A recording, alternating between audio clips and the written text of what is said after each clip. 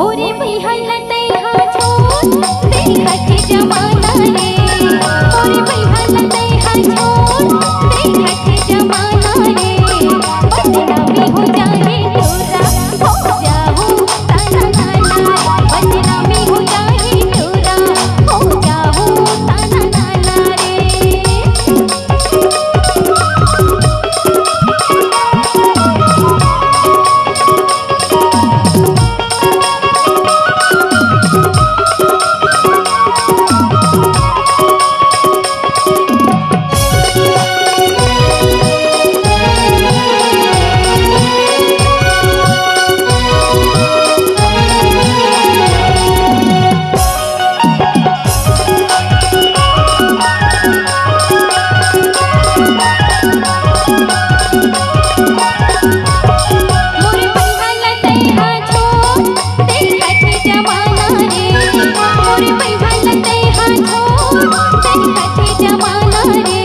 बदनामी हो जाए तोरा हो जाऊं ताना नाना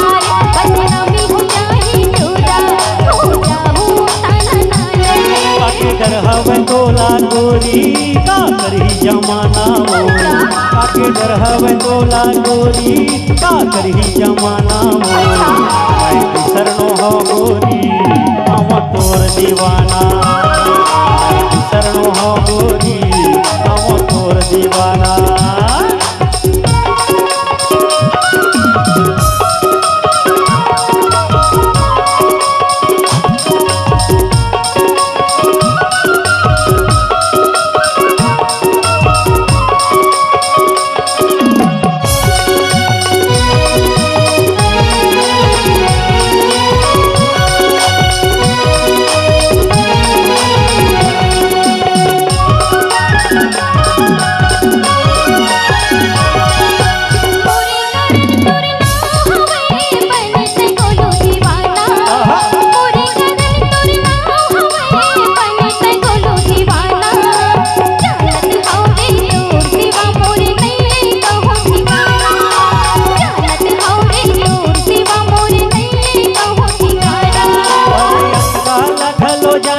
तरसाए मोला रानी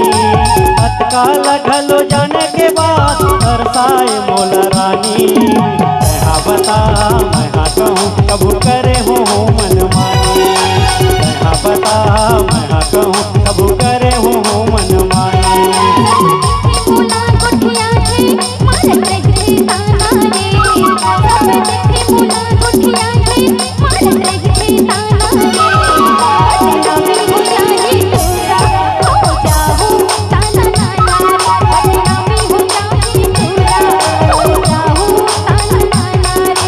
डर हवे तोला गोरी का करही जमाना वो आके डर हवे तोला गोरी का करही जमाना वो मैं शरणो हो गोरी हम तोर दीवाना मैं शरणो हो गोरी हम बोलू दीवाना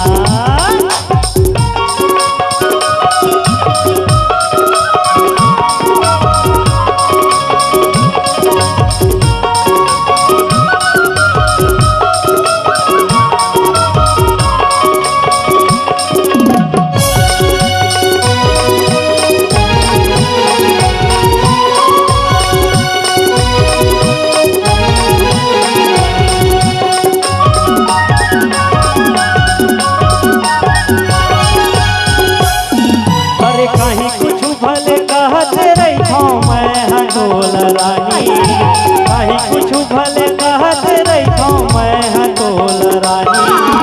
मोर बिना मोर घलो नहीं कटे जिंदगानी मोर बिना मोर घलो नहीं कटे जिंदगानी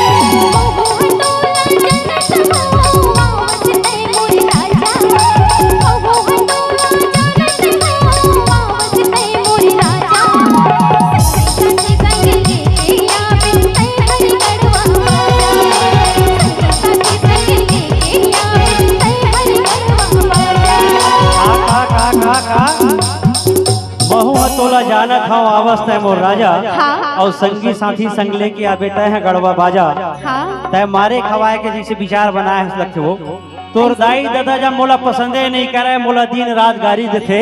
और तब होता है गड़वा वाजा लेके आवे के था